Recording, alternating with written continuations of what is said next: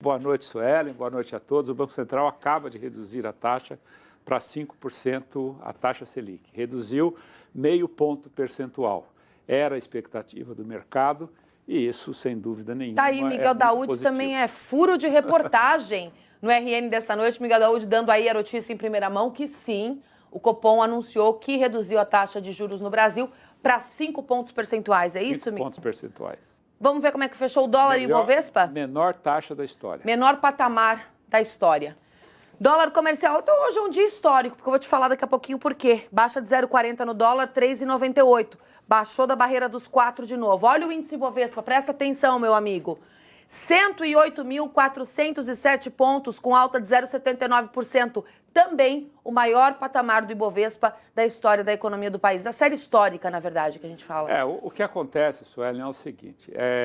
Essa decisão do Banco Central americano e do Banco Central aqui no Brasil já era uma decisão majoritariamente esperada pelo mercado. E vocês sabem que o mercado não espera o fato para fazer acontecer. Ele se antecipa aos fatos.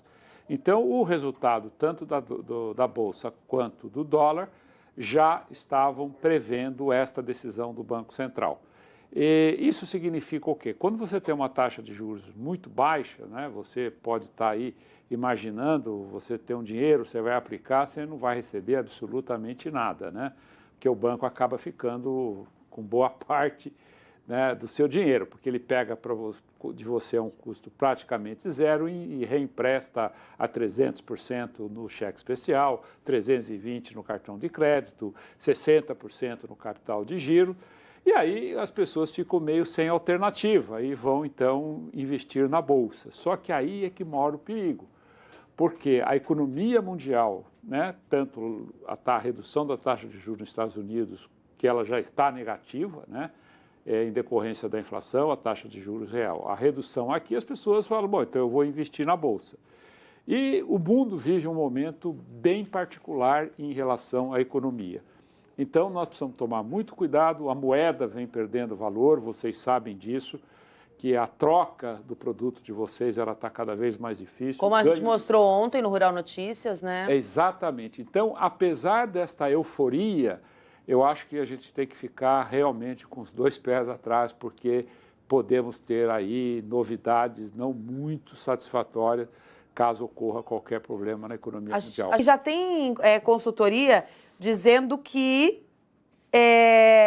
existe uma grande possibilidade no final do ano a taxa de juros chegar a 4,25. A Necton acabou de mandar um relatório que tem analista prevendo isso. Você acredita nisso, Miguel? Bom, eu acredito, né, Sueli? A economia está muito fraca, né? O mundo todo vem reduzindo a taxa de juros e isso é um cenário que, sem dúvida nenhuma, traz a preocupação do que ocorreu em 1929. O que ocorreu em 1929?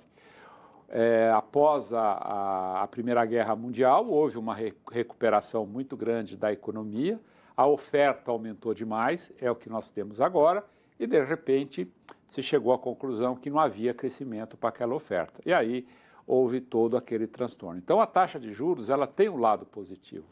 O que nós não enxergamos, eu particularmente não enxergo, é que a taxa de juros do produtor rural, ela não caiu. O produtor rural hoje, o produtor rural, eu não estou falando do outro segmento da agropecuária, estou falando do produtor rural, aquele que está lá com a mão na massa.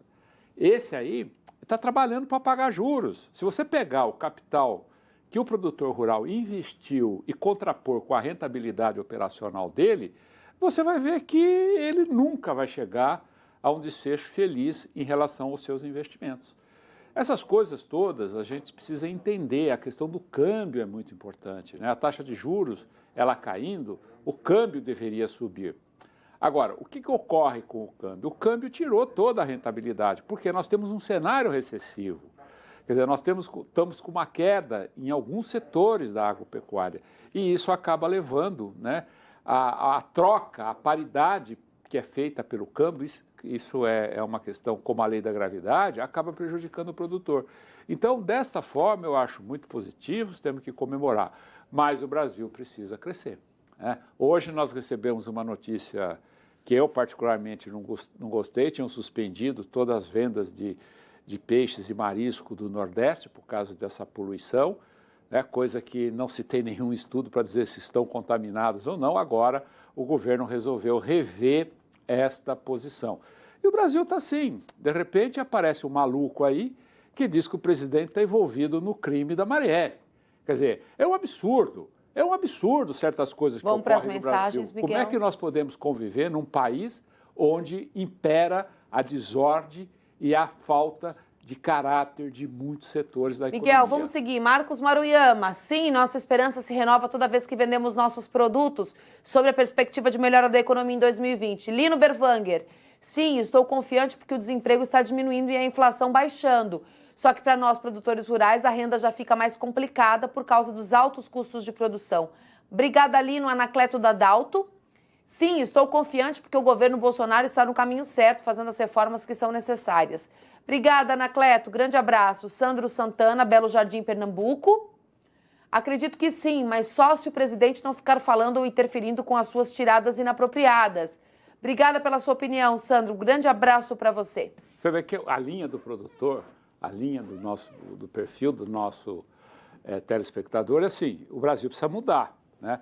Só que estava anunciado um lançamento de um plano de ajuste fiscal lá do Paulo Guedes, já foi suspenso pelo cenário nacional.